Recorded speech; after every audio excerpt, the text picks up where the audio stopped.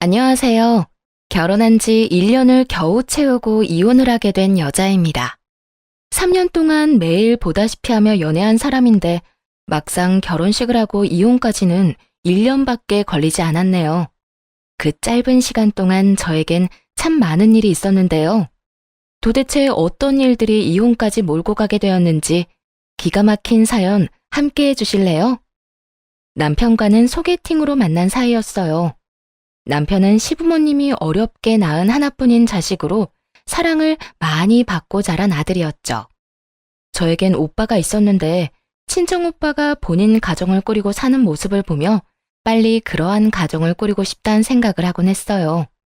늘 새언니가 우선이고 조카에겐 다정한 친구 같은 오빠의 모습을 보며 저런 남편을 만나고 싶다고 생각하곤 했죠. 그래서 남편에 대한 기대치의 기준은 언제나 친정 오빠였어요. 그러는 와중에 만나게 된 사람이 남편이었고 3년이란 긴 연애를 하는 동안 남편은 이상형에 가까운 모습이었어요. 3년을 한결같이 말이에요. 그렇게 생각했기 때문에 결혼까지 하게 되었는데 막상 결혼을 하고 나니 달라도 너무 다른 사람이더라고요. 아니, 마치 아예 모르는 사람과 결혼을 한 것 같더군요. 항상 부지런하고 주변을 깨끗이 하던 모습은 온데간데 없이 사라지고 자기가 먹은 밥그릇 하나 싱크대에 넣은 법이 없었거든요. 게다가 뱀 허물 벗어놓듯 집 복도를 따라 옷을 차례대로 던져놓기 일쑤였죠. 여보, 이게 다 뭐야? 옷은 빨래통에 넣어야지. 복도에 이렇게 다 던져두면 누구 보고 치우란 말이야? 결국 참지 못하고 남편에게 잔소리를 하게 되었고 남편은 정말 미안하다는 표정을 지어 보이며 이렇게 말하더라고요. 미안. 집에 오니까 답답해서 빨리 옷부터 갈아입느라 그렇게 됐네. 내가 다 치울 테니까 그냥 둬. 그리고 밥그릇도 그래. 다 먹었으면 싱크대에 넣어두는 거 힘든 일 아니잖아. 그냥 그렇게 두고 자리 떠버리면 나도 기분이 썩 좋진 않아. 우리 둘 다 일하는 사람인데 그 정도는 서로 기본적으로 해야 하는 거 아니야? 어? 알겠어. 집에선 엄마가 매번 그냥 두고 얼른 가서 쉬라고 하니까 습관이 됐나 보다. 다음부터 신경 쓸게. 그래도 처음엔 대답이라도 잘하더라고요. 미안하다. 다음부턴 조심하겠다. 자기도 모르게 그랬다고 하면서요. 하지만 말만 잘했을 뿐 행동은 전혀 달라지지 않았고 결혼한 지 3개월도 되지 않았을 때 결국 폭발하고 말았어요. 아, 진짜 이건 아니잖아. 옷을 빨래통에 넣는 게 그렇게나 힘들어? 양말은 침대 밑에 던져놓고 이건 왜 또 여기저기 던져놓는 건데? 신고 입었던 거라 그렇게 숨겨두면 냄새가 얼마나 나는 줄 알아? 네, 남편의 최악의 습관 중 하나는 지나가는 곳마다 옷으로 발자취를 남기는 것이었죠. 먼지 많은 침대 구석진 곳, 침대 아래, 여기저기요. 심지어는 드레스룸 행거 안쪽에 던져두고는 잊어버렸다고 하더군요. 그렇게 두면 집안 곳곳에서 구린내가 진동을 하는데 정말 미칠 지경이었죠. 그 냄새 때문에 머리가 지끈지끈 아파서 가만히 있어도 짜증이 확 올라올 지경인데 남편은 잔소리가 짜증난다는 듯 인상을 찌푸리며 말하더라고요. 아, 그만 좀 해라. 그렇게 냄새나고 싫으면 나한테 이럴 시간에 당신이 치우면 되는 거잖아. 매번 이렇게 쫓아다니면서 잔소리하는 거 안 지겨워? 그러는 당신은 이렇게 막 어지르고 다니는 거 안 지겹니? 내가 이렇게까지 말하면 하는 척이라도 하겠다. 같이 사는 사람이 그렇게나 싫다는데 좀 신경 쓰면 안 돼? 어려운 일도 아니잖아. 어려운 일도 아니니까 당신이 좀 해. 그러면 되잖아. 그렇지 않아도 요즘 회사 일로 피곤해 죽겠는데 이러한 사소한 일로 사람 좀 괴롭히지 마. 나라고 좋아서 이러는 줄 알아? 당신 계속 그런 식으로 나오면 나도 집안일 안 할 거니까 그런 줄 알아. 나? 그냥 하는 말 아니야? 앞으론 정말 아무것도 안 할 거니까 집 쓰레기장으로 만들 거 아니면 알아서 잘하란 말이야. 마음대로 해라. 쓰레기장 되면 당신이 답답하지 내가 답답할까 봐. 난 오히려 잔소리 안 들어도 되고 좋으니까 알아서 해.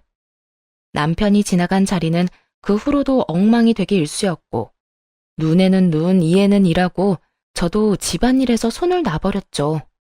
빨래를 해도 딱 제 것만 했고 밥도 차려주지 않고는 저 역시 밖에서 밥을 먹고 들어와 버렸어요. 남편은 그러거나 말거나 신경도 쓰지 않더라고요. 이때껏 생활하던 그대로 생활을 지속했으니 일주일도 되지 않아 집안은 개판이 되었네요. 그때쯤 되자 마땅히 입을 옷도 없는 듯 하더군요. 그제라도 반성을 하고 치우는 모습이라도 보였다면 그쯤하고 함께 치워줬을 텐데요. 남편은 반성할 생각이 전혀 없는 것인지 개판인 집으로 시모를 불러들이더라고요. 저녁까지 해결하고 집으로 돌아갔는데 개판인 집 한가운데 시모가 서 있어서 얼마나 놀랐는지 모릅니다. 너 집안 꼴은 이따위로 어질러 놓고 회사 갈 마음이 생기더니? 네가 아무리 일을 한다고 해도 결혼을 했으면 주부야. 시간 날 때마다 쓸고 닦아도 모자랄 판국에 집안 꼴이 이게 도대체 뭐니? 이런 집에서 살다간 없던 병도 생기지 않겠니? 거기에다 너 요즘 집에서 밥도 안 차려주고 빨래도 안 해줘서 우리 아들 제대로 먹지도 못하고 입을 것도 없어서 냄새나는 옷 입고 출근했다고 하던데. 너 그따위로 굴 거면 회사 때려치우고 집에서 살림이나 하거라. 시모는 제가 오기만을 기다린 것인지 보자마자 폭격급으로 잔소리를 늘어놓더라고요. 집안을 개판으로 만든 사람이 누군데 저딴 식으로 말하는 것인지 짜증이 확 나더라고요. 어머님, 이 집 바닥에 널브러진 것들 중에 제 물건은 하나도 없어요. 전부 남편 거라고요. 쓴 물건은 제자리에 두고 입은 옷은 빨래통에 넣으라고 그렇게 말해도 들어주질 않길래 똑같이 하지 않은 것뿐이에요. 어지르는 사람 따로 있고 치우는 사람 따로 있는 건 아니잖아요. 그러니까 지금 너는 내 아들이 이렇게 만들었으니 너는 아무 잘못도 없다 라는 말을 하고 싶은가 본데, 누가 했든 간에 주부가 집을 치워야 하는 건 당연한 거야. 그러니까 잔말 말고 얼른 집이나 치워. 제가 집에서 노는 사람도 아니고 어머님도 말씀하셨다시피 저도 회사에 다니고 있어요. 그런데 왜 집안일은 저만 해야 하나요? 그게 왜 당연한 건가요? 절대 그렇게 살고 싶진 않네요. 힘들게 일하고 들어와서 남편 뒤만 졸졸 쫓아다니면서 치우고 먹이는 짓 하고 싶지 않다고요. 그러면 어쩌자는 거니? 이대로 돼지우리 같은 집에서 살겠다. 이 뜻이야? 전 분명 남편한테 말했어요. 생활 습관 고치지 않는 이상 저도 집안일은 하지 않겠다고요. 큰 거 바라는 거 아니잖아요. 자기가 먹은 그릇 정도는 스스로 정리하고 밖에서 입은 옷은 빨래통에 담고 머물렀던 자리는 깨끗이 정리정돈하는 게 그렇게 어려운 건가요? 너 진짜 웃긴다. 그 잡일이나 하라고 우리 아들 장가 보낸 줄 아니? 우리 집에서도 그런 걸 시켜본 적이 없는데 네가 뭔데 우리 아들한테 그까짓 일들을 시켜? 제 기준에선 경악스럽기 그지없는 말을 당당하게도 하는 시모를 보고 있는데 왜 남편 놈의 생활 습관이 졌다구가 되었는지 알 것 같았어요. 시모는 우리 아들, 귀한 아들을 번갈아 말하면서 남편이 시댁에서 얼마나 고귀한 존재인지 강조해 대더라고요. 어머님, 저도 저희 집에선 하나뿐인 귀한 딸이에요. 저희 부모님도 이까지 집안일이나 뼈 빠지게 하라고 저 시집 보낸 거 아니라고요. 시모는 이 말이 끝나기가 무섭게 꽃방귀를 끼며 이렇게 말하더라고요. 귀한 딸? 고작 딸이 귀해봤자 아들보다 귀하겠니? 더는 긴 말하지 말고 얼른 청소하고 밥이나 차려와. 어느 정도 예상은 했지만 시모는 역시나 말이 통하는 사람이 아니더라고요. 막무가내로 자신의 가치관을 주입하는 것도 모자라 마치 전용 도움이라도 부려먹는 듯한 행동이더라고요. 그 순간 이런 생각이 들더군요. 여기서 밀리면 한평생 남편 뒤치다꺼리만 하며 살아야 한다고 말이에요. 그래서 시모와 남편에게 좀 더 강하게 나가기로 했죠. 제가 왜요? 전 하기 싫어요. 이 돼지우리가 정 보기 싫으면 어머님이 치우세요. 밥도 배고픈 사람이 알아서 챙겨 먹고요. 전 밖에서 든든하게 먹고 와서 생각이 전혀 없거든요. 자신이 불호령을 내리면 제가 벌벌 떨며 고분고분하게 굴 거라 생각한 모양이었나 봐요. 기죽은 기색 하나 없이 말하는 제 모습에 당황하는 걸 보면요. 이해 좀 보게. 너 지금 나한테 너희 집 청소나 하고 밥이나 해라. 이 뜻이니? 당신 제정신이야? 우리 엄마가 하라고 하면 할 것이지. 뭐? 엄마 보고 다 하라고? 당신 지금 우리 엄마 무시해? 우리 엄마가 우스워? 그렇지 않고서야 어떻게 하늘 같은 시어머니한테 이딴 식으로 굴 수가 있어? 당신이야말로 나 무시해서 이렇게까지 몰고 온 거 아니야? 난 그저 당신이 어지른 집, 당신 손으로 치우라고 한 것밖에 없어. 그런데 당신은 그것조차도 하기 귀찮아서 당신 엄마 부른 거잖아. 내 기 좀 죽여서 앞으로 편하게 살아보려고 말이야. 날 얼마나 무시하고 우습게 여겼으면 그딴 잔머리를 쓸 수가 있어? 뭐? 지금 잔머리라고 했어? 잔머리라고 했어. 하여튼 난 여기서 손가락 하나 까딱할 생각 없으니까 당신이 알아서 해결해. 어머님도 계시고 분위기도 이러니까 난 오늘 나가서 잘게. 어머님, 아끼시는 아들이랑 오늘 하루 좋은 시간 보내세요. 두 사람은 노발대발 화를 냈지만 다 무시한 채 집을 나와버렸네요. 집에 같이 있어봤자 밤새도록 싸울 것이 훤히 보였고 그렇게 의미 없는 싸움을 굳이 계속할 필요는 없었으니까요. 남편과 시모는 2시간가량 쉬지 않고 전화와 문자를 해댔어요. 그마저도 무음으로 해버렸고 호텔을 잡아 아주 푹 자고 회사에 출근했죠. 깨끗한 곳에서 손 하나 까딱하지 않고 쉬니 고작 몇 시간인데도 얼마나 좋았는지 모릅니다. 그렇게 다음 날이 되어 퇴근하고 집으로 돌아가니 집은 깨끗하게 청소가 되어 있었고 시모는 시댁으로 돌아갔는지 없더라고요. 잘한다.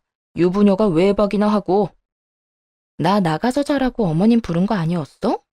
난 또 어제 집에 오자마자 어머님이 사람을 몰아세우길래 당신이 나 나가라고 계획한 일인 줄 알았는데.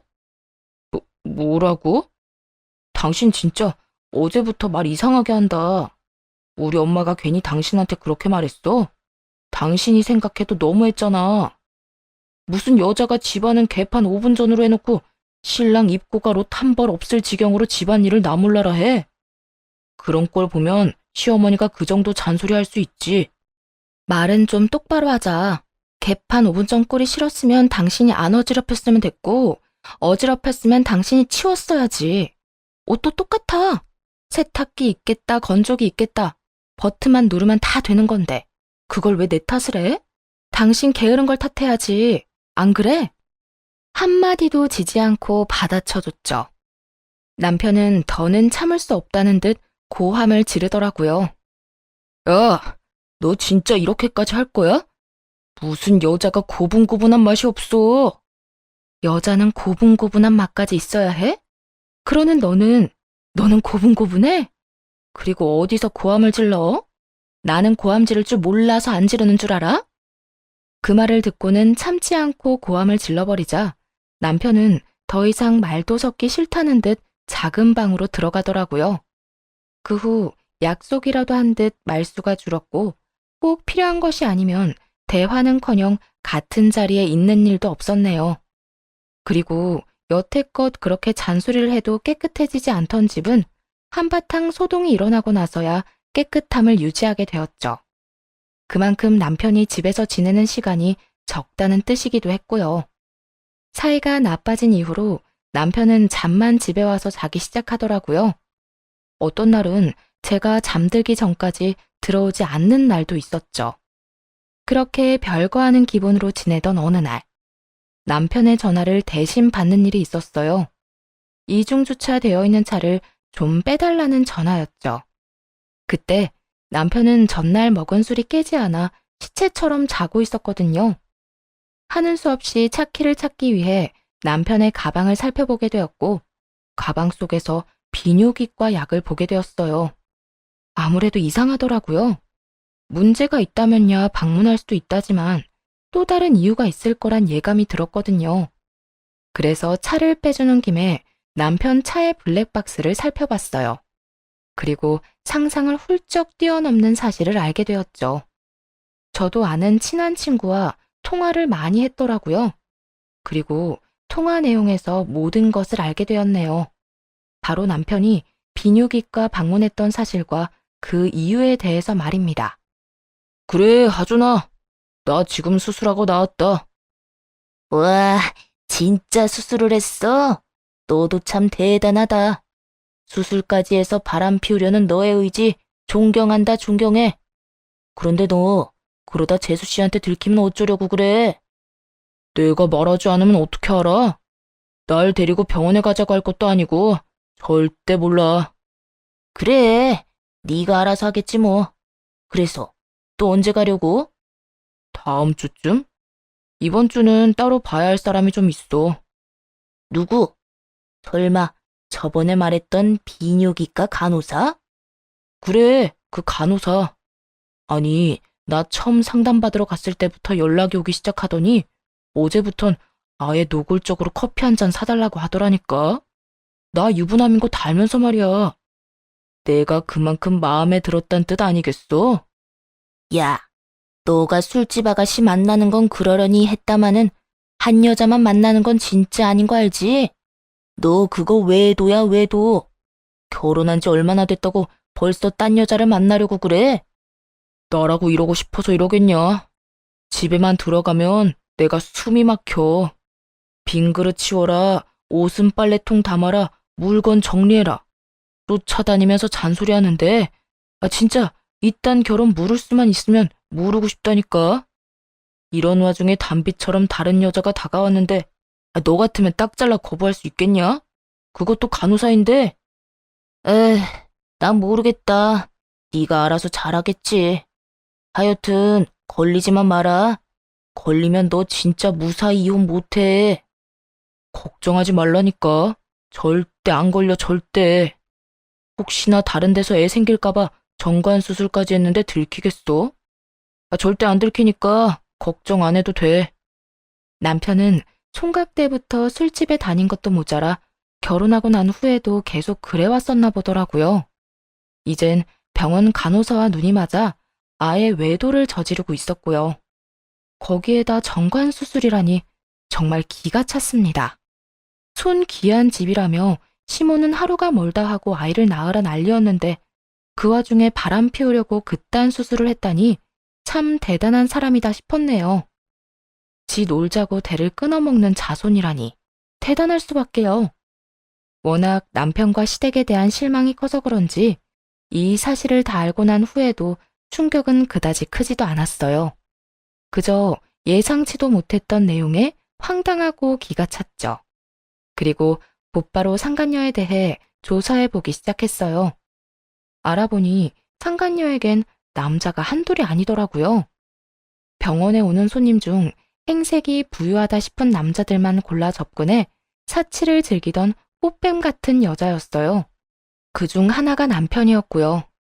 시기를 생각해보면 남편과 만나기 시작한 것은 그리 긴 시간이 아니었는데 이미 남편은 상간녀에게 간이고 쓸개고 다 빼줄 기세로 돈을 쏟아붓고 있었더라고요. 시댁이 사는 편이었으니 마르지 않는 샘물에서 마구 퍼다주는 상황이었죠. 오빠, 나한테 이렇게 많이 사줘도 돼? 집에서 뭐라고 안 해? 이렇게 많이 쓰다 와이프한테 들키면 어떡해.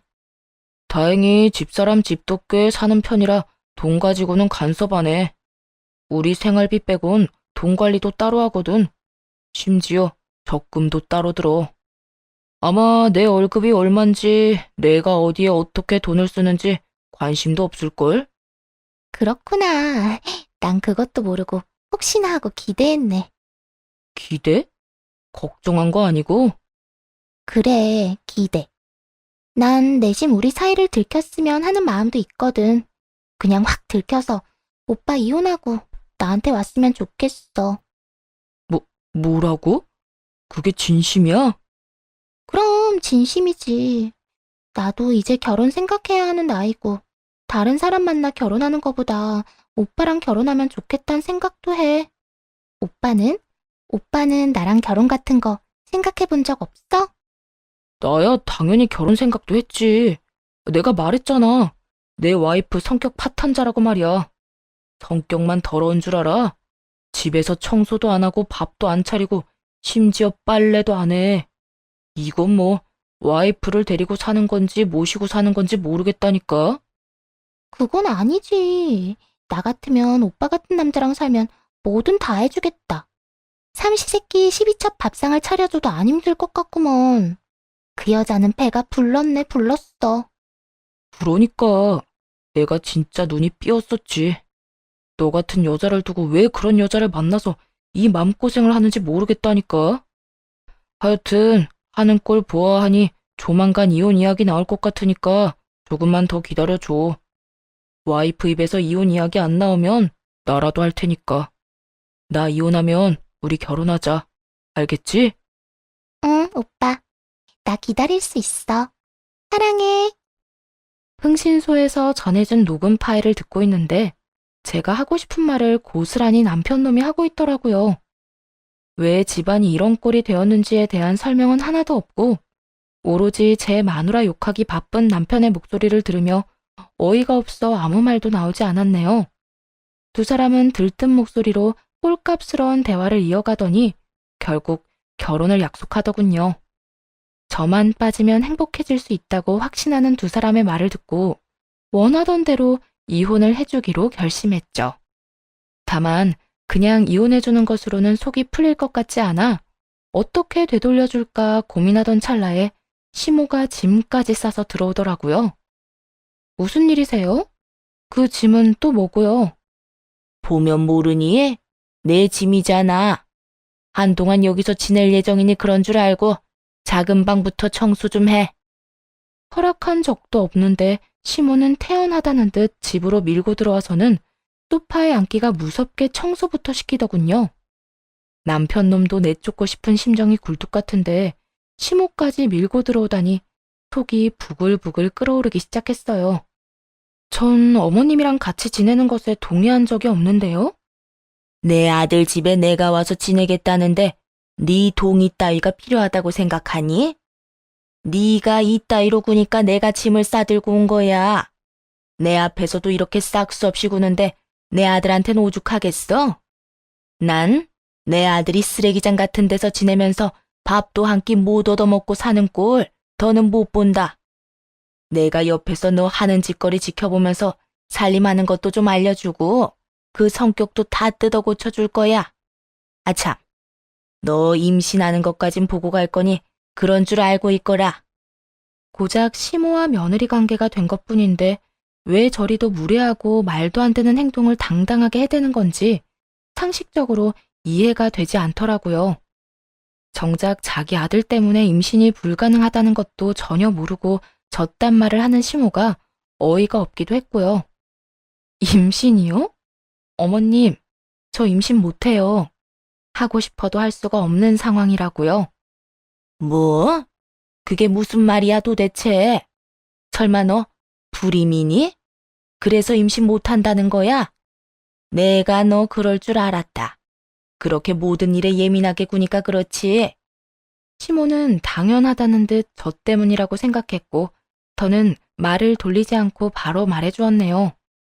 저는 지극히 정상인데 남편이 아기를 가질 수 없는 몸이라네요. 아니, 정확히는 아기를 가질 수 없게 몸을 만들었어요. 남편, 저도 모르게 정관수술 받았대요.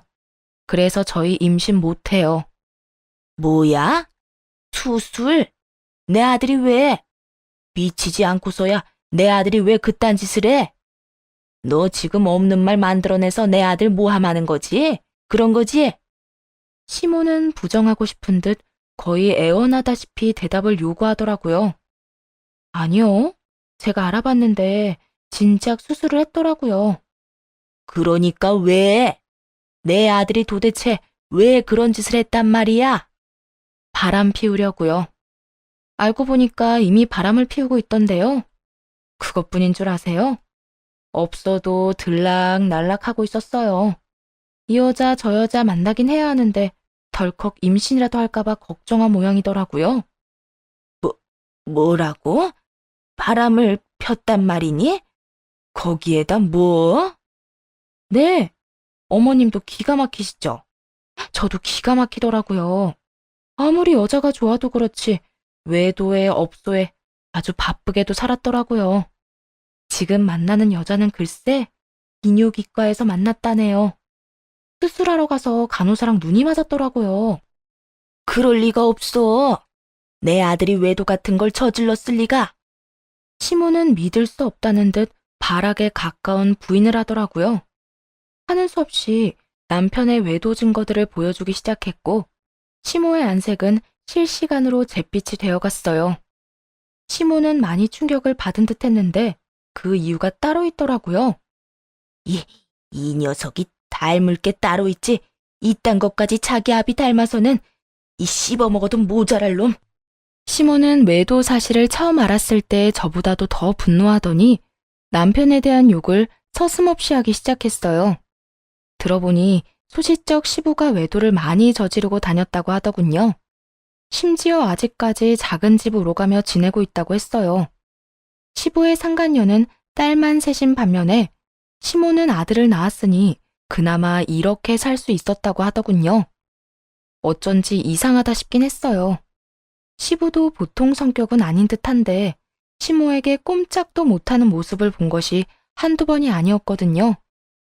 그런 잘못을 저질렀고 현재도 진행 중이니 시모에게 납작 엎드려 살고 있었던 것이었죠. 한참을 남편과 시부를 욕하던 시모는 아차 싶었는지 대뜸 이렇게 말하더라고요. 도대체 넌 남편한테 얼마나 못했으면 바람이나 피웠겠니? 그러게 내가 시키는 대로 했으면 이런 꼴은 안 봤을 거 아니야. 조금 전까지만 해도 조강지 쳐두고 허튼 짓 하는 것들은 상종도 못할 것들이라며 욕하던 사람이 저딴 말을 하니 기가 다 막히더라고요. 그러는 어머님은 뭘 얼마나 못했으면 아버님이 아직까지 두 집 살림을 하나요? 그래도 이 사람은 아직 살림은 안 차렸던데. 아버님은 살림까지 차리고 아직까지 그러는 걸 보니 어머님이 못해도 참 많이도 못했나 봐요. 너 지금 사람 약 올리니? 어머님은 저 약 올리려고 제가 얼마나 못했으면 남편이 바람을 피우냐고 물은 건가요?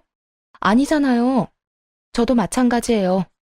얼마나 집안일도 못하고 여자로서 매력이 없었으면 아버님이 그렇게까지 습관적으로 바람을 피웠나 진심으로 궁금해서 묻는 거예요. 이 물음에 시모는 대꾸할 말이 없는지 씩씩거리며 노려보더라고요. 그리곤 한가득 챙겨왔던 짐을 풀지도 않더니 그대로 가지고 돌아가 버렸습니다. 그 후 시모에게 모든 이야기를 전해들은 남편이 집으로 와 양심도 없이 화를 내며 질책하기 시작하더라고요.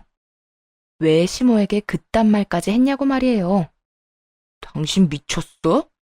내가 바람 피우는 거 알았으면 알았지. 왜 엄마한테까지 그딴 말을 전해? 미친 건 당신이네. 감히 지금 나한테 그딴 걸 따지고 싶어? 그딴 거라니. 당신 때문에 우리 엄마 자리 깔고 누워있다고. 어떻게 책임질 거야? 그걸 왜 내가 책임져야 해? 그러게 누가 허락도 없이 남의 집 쳐들어와서 여기서 산다느니 임신을 할 때까진 돌아가지 않을 거라느니 말도 안 되는 말 해대면서 사람 들들 볶으라고 했어? 아니, 애초에 당신이 밖에서 똑바로 하고 다녔으면 이런 일도 없었지. 어머님이 쓰러질 만한 행동은 혼자 다 하고 다녀놓고 왜 먼 사람한테 책임을 지래? 양심은 그 상간녀 집에 맡겨두고 왔니? 시모와 남편을 콕콕 집어가며 따지고 들자 남편은 진저리가 난다는 표정으로 이렇게 말하더라고요. 당신이 이러니까 내가 돈 주고 그런 데나 다니고 바람이나 피우고 돌아다닌 거야. 당신이 이따위로 사람 무시하고 가르치려 드는데 당신 같으면 당신이랑 살고 싶겠어? 왜 바람 피우거나 잘못 저지른 것들은 자기 잘못을 상대방한테 다 떠넘기는지 모르겠네. 그러고 나면 마음이 좀 편해져? 바람 피운 게 정당한 행동이 되는 것처럼 느껴져? 이유가 뭐든 적당히 좀 해. 당신이 그러면 그럴수록 더 못나 보이고 없어 보이니까. 뭐? 당신 진짜 말이면 단 줄 알아? 내가 진짜 당신 이혼녀 만들기 싫어서 웬만하면 이혼만은 안 하려고 했는데 안 되겠다. 우리 이혼하자. 난 더는 이딴 무시당하면서 살고 싶지 않다. 이혼만은 안 된다고 매달린 적도 없는데 남편은 마치 그런 적이 있었다는 듯 말하더라고요. 이혼은 이미 결정한 지 오래고 어떻게 이혼해야 잘 이혼했다 소문이 날까 고민하는 제 앞에서 말이죠. 어이가 없어서 웃음이 다 나더라고요. 누가 이혼녀 되는 게 무섭대? 나 이혼 환영이야. 이거 왜 이래? 나 진짜 진심으로 당신이랑 이혼할 거라 이야기하는 거야. 홧김에 하는 말이 아니라 진짜 진심이라고. 그래도 괜찮아? 아닐 텐데. 당신이 나랑 이혼할 수 있을 리가 없잖아. 야, 너 그 정도 착각이면 병이야, 병. 네가 밖에서 그딴 짓거리를 하고 다니는 걸 다 알았는데 내가 미쳤다고 너랑 계속 살겠어? 내 인생에서 미친 짓은 너랑 결혼한 거 하나로도 차고 넘쳐. 그러니까 이혼해. 소송 당연히 할 거고 상간녀 소송까지 할 거니까 네 간호사 여자친구한테도 꼭 전해주고. 남편 놈은 참 멍청하게도 상간녀 소송까지는 생각지도 못한 것 같더라고요. 상간녀 소송이란 말에 크게 화를 내기 시작했거든요. 미쳤어? 뭘 해? 상간녀 소송? 그거 하기만 해봐. 내가 너 위자료 한 푼 안 주고 이혼해버릴 거니까. 알겠어? 그게 네 마음대로 다 될 것 같으면 법은 왜 있겠니? 앞으로 네가 뭘 생각하든 나와 관련된 일에선 네 뜻대로 되는 일은 절대 없을 테니까 그런 줄 알고 썩 꺼져. 그렇게 행패를 부리는 남편을 집에서 쫓아내버렸습니다. 그 후 전 남편에게 높은 위자료를 청구해 소송까지 가게 만들었어요. 소송까지 가야 남편의 회사에 소문이 돌 거고 일단 소문이 돌면 막을 수 없을 거라 확신했기 때문이죠. 예상대로 소송이 길어지자 남편의 회사에는 이혼 사실과 이혼 사유에 관한 소문이 돌기 시작했더라고요. 남편이 전 남편이 될 때쯤엔 회사 내 개미 새끼 한 마리도 이혼 사유를 알 정도로 소문이 나 본욕을 치르고 있다고 하더군요. 심지어 사실도 아닌 소문까지 돌아서 쓰레기로 낙인이 찍혀버렸단 이야기도 들을 수 있었어요. 이혼 소송뿐만 아니라 상간녀 소송도 꽤 만족스러웠어요. 끝까지 반성이라곤 모르던 상간녀에게 위자료를 왕창 받아냈거든요.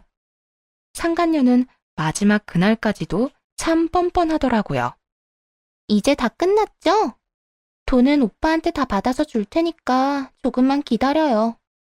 아참, 우리 곧 결혼할 거니 앞으로 우리 오빠한테 절대 연락도 하지 말고요. 혹시나 연락이라도 하는 날엔 역으로 상간녀 소송 해버릴 테니 그런 줄 알라고요. 여자한테 환장해서 가정도 버리는 놈, 이젠 조도 안 가지니까 너 알아서 하고 돈이나 똑바로 넣어.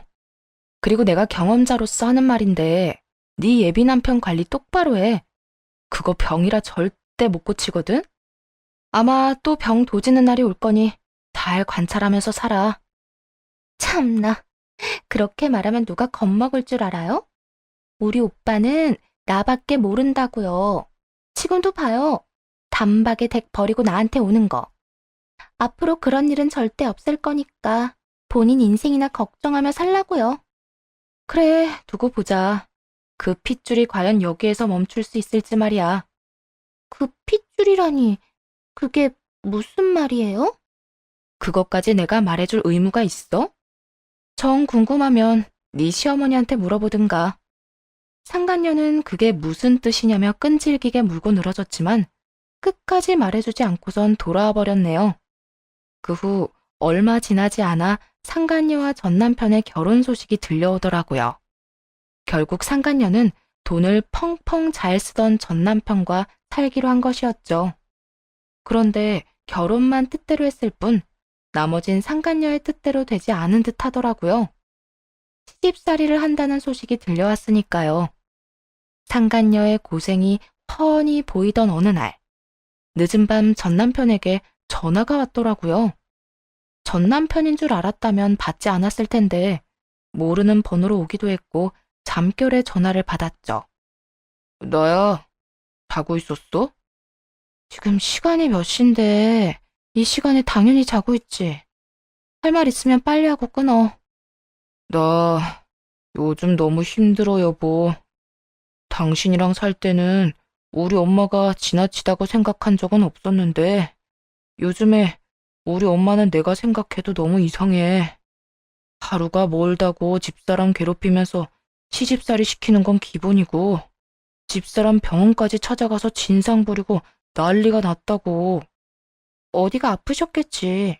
그래서 다른 병원 갈 바엔 며느리 있는 병원 가서 매출이라도 올려주자 싶으셨나 보지. 아니, 도대체 비뇨기과에 엄마가 받을 치료가 뭐가 있어? 그냥 집사람 곤란하게 하려고 그런 거지. 그 덕에 우리 집사람 병원에서도 나오고 하루 종일 집에서 엄마한테 괴롭힘 당하다 보니까 이젠 나를 들들 볶아대기 시작하는데 미칠 지경이라고. 거기에다 우리 엄마 나 정관 수술한 거 뻔히 알면서 임신 빨리 하라고 닥달까지 한다고. 도대체 왜 그러는 거야?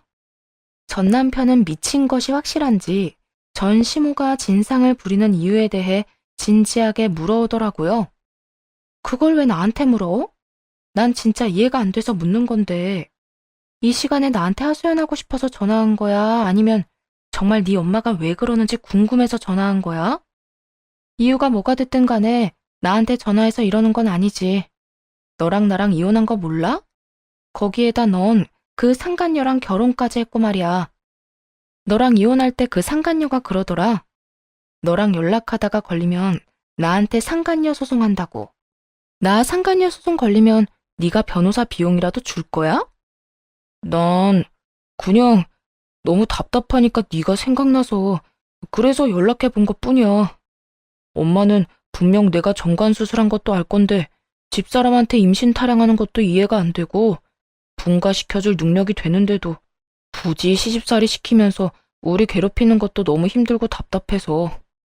아버님이 여자 때문에 그 고생을 시켰고 지금도 그러고 있는데 너 같으면 아들이 상간녀랑 붙어 사는 꼴이 예쁘게 보이겠어?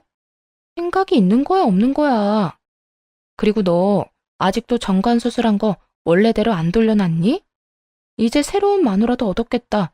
임신 걱정할 필요도 없지 않니? 그게 그럴 만한 이유가 있어.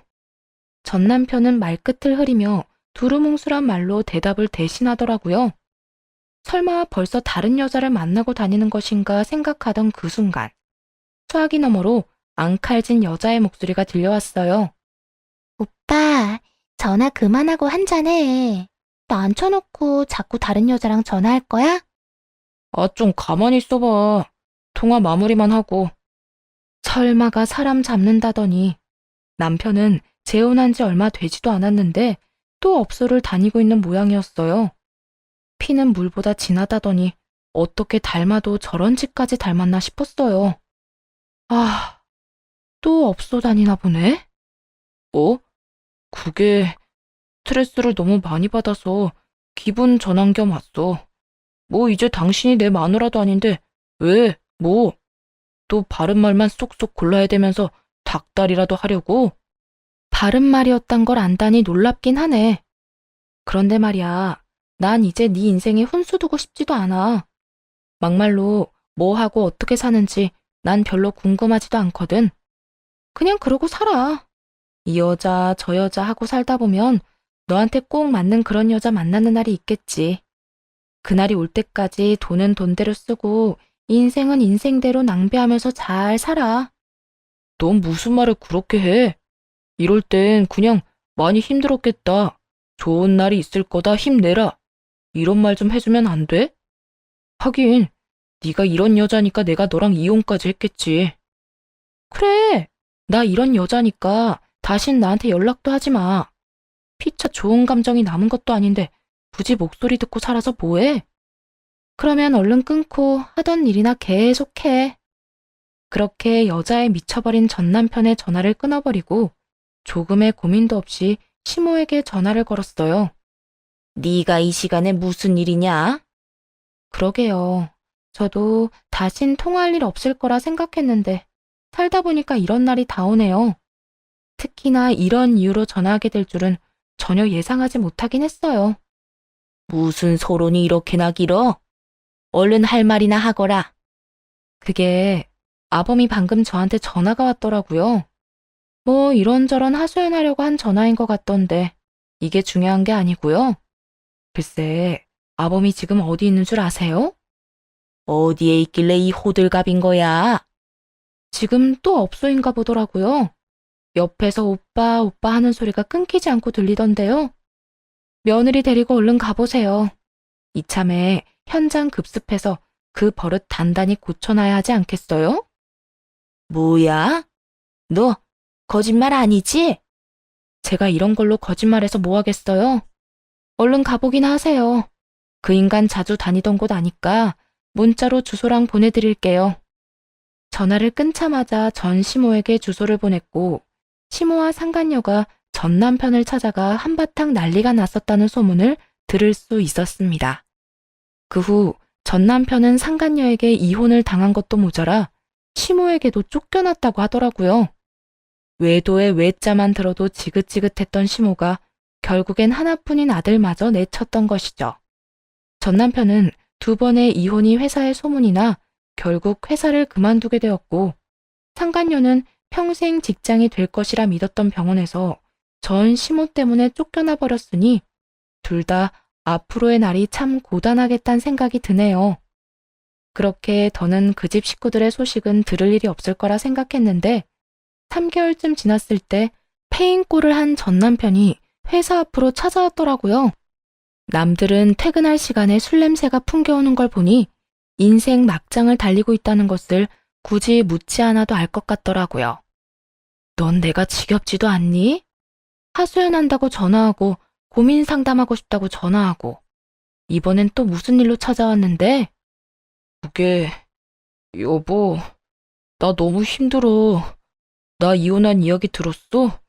이혼하고 집에서도 쫓겨났다고. 나 회사도 그만두고 집에서도 쫓겨나서 돈도 없고 사는 게 너무 힘들어. 그래서 나보고 어쩌라는 건데? 그때 네가 말한 것처럼 불쌍하다, 참 많이 힘들겠다. 그런 말이라도 해주길 바래? 그런 건 아닌데 나 지금 고시원에서 지내고 있거든? 그래서 하는 말인데 전셋집이라도 얻을 돈 좀 빌려주라. 나 고시원에서 도저히 못 살겠어. 그렇다고 월세집 얻기엔 월세를 감당하지 못할 것 같고. 당신 위자료 받은 거 많잖아. 그거 좀 빌려줘. 내가 취업만 하면 대출 받아서 바로 갚을게. 응? 돈을 맡겨놨다고 생각하는 것인지 참 당당하게도 돈을 요구하더라고요. 지금 돈을 빌려주면 다신 찾아오지 않겠다는 말까지 하고 말이에요. 당연히 싫다고 했고 전 남편은 바로 태세를 전환하며 화를 내기 시작했어요. 너 진짜 내가 이런 말까진 안 하려고 했는데 내가 이 꼴이 된 게 누구 때문인데? 네가 그날 우리 엄마한테 연락하지만 않았어도 이런 일은 없었잖아. 네가 그렇게 다 일러 바치는 바람에 나 이혼까지 당하고 집에서도 쫓겨난 거라고. 그러니까 네가 책임져. 책임지라고. 나 이대로는 절대 못 가. 돈을 빌려주던가. 그게 싫으면 나 당신 집 가서 같이 살 거야. 알겠어? 너 진짜 미쳤구나. 네가 뭔데 우리 집에 와서 살아. 헛소리 작작하고 얼른 꺼져. 지금 당장 사라지지 않으면 경찰에 신고할 거야. 경찰? 그래, 부를 수 있으면 불러. 어차피 고시원에서 사는 것도 힘들었는데 깜빵 가서 살면 되겠네. 거기선 월세도 안 들고 좋겠어. 역시 미친놈은 미친놈이더라고요. 말도 전혀 통하지 않았고 모든 잘못을 남에게 전가하기 바쁜 못나디 못난 미친놈 말이죠. 전 남편은 제가 절대로 신고까진 못할 거라 확신하는 듯 비아냥대고 있었고 그래서 보란듯이 바로 경찰에 신고해버렸어요. 그랬더니 신고를 하자마자 도망치기 바쁘더군요.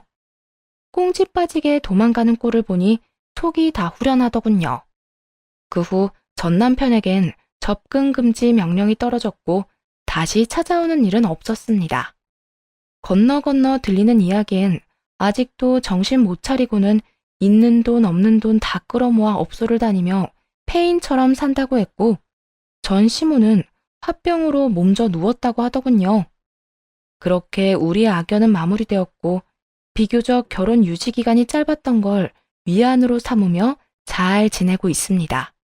결혼 생활을 더욱 길게 끌고 갔다면 모르긴 몰라도 마음의 병을 얻어 지금 같은 생활은 하지 못했을 거니까요. 그 짧은 결혼 생활에서도 불면증으로 고생하긴 했지만 이혼을 하고 난 후 많이 호전된 상태예요. 환경이 바뀌기도 했고 여러 운동을 하며 몸도 힘들게 하고 머리도 비우니 이제는 수면제도 차츰 줄여가고 있어요. 아무래도 이혼 사유가 외도이다 보니 재혼 생각은 전혀 없지만 가끔 연애는 하고 싶기는 한데요. 요즘 운동하는 곳에서 자꾸만 음료수를 건네주는 남자가 생겼어요. 이거 관심의 표현 맞겠죠? 일단 지켜는 보는 중인데 잘 지켜보고 괜찮은 사람인 것 같으면 밥이나 한 끼 먹어볼까 싶긴 하네요. 이혼을 했다고 해도 평생 혼자 외롭게 늙어 죽고 싶진 않거든요. 죄 지은 것도 아닌데 한 번뿐인 인생 제대로 즐기다 가보려고요. 이렇게 제 이야기는 끝이 났습니다. 매일 출퇴근 시간에 즐겨 듣던 사연 열차에 제 사연을 보내겠다고 마음먹고 난 뒤에도 여러 이유로 고민이 많았던 것 같아요. 이혼 이야기를 이렇게까지 자세히 누군가에게 설명한 적도 없었을 뿐더러 굳이 결혼이라는 결정이 틀렸었단 걸 말하고 싶지도 않았던 것 같고요. 그런데 다시 생각해보니 결정이 틀린 것이 아니라 바른 결정을 할 수 없도록 속은 것이더라고요. 그리고 모든 사실을 알고 난 후에는 제가 받은 상처를 돌려주기도 했고요. 그래서 지금 생활에 아주 만족하며 잘 지내고 있습니다. 물론 후회도 전혀 없어요. 어떠신가요? 사연을 듣는 지금 이혼을 두고 고민하는 애청자분들이 혹시 있으신가요? 혹시 그런 분 중에 저와 같은 이유로 이혼을 고민하시는 분들이 계실까요? 그런 분들께 한마디 드리고 싶네요. 외도, 폭력, 도박은 절대 끊을 수 없는 병이라고. 옛 어른들은 말씀하십니다. 아무리 세상이 바뀌었다고 해도 이것만큼은 옛 어른들의 말씀이 옳지 않을까요? 그러니 지금이라도 고민은 그만하시고 도망치세요. 자신의 인생을 갉아먹는 짓은 더는 하지 마시라고요. 우리 모두 부디 행복합시다. 긴 글 함께 해주셔서 감사합니다.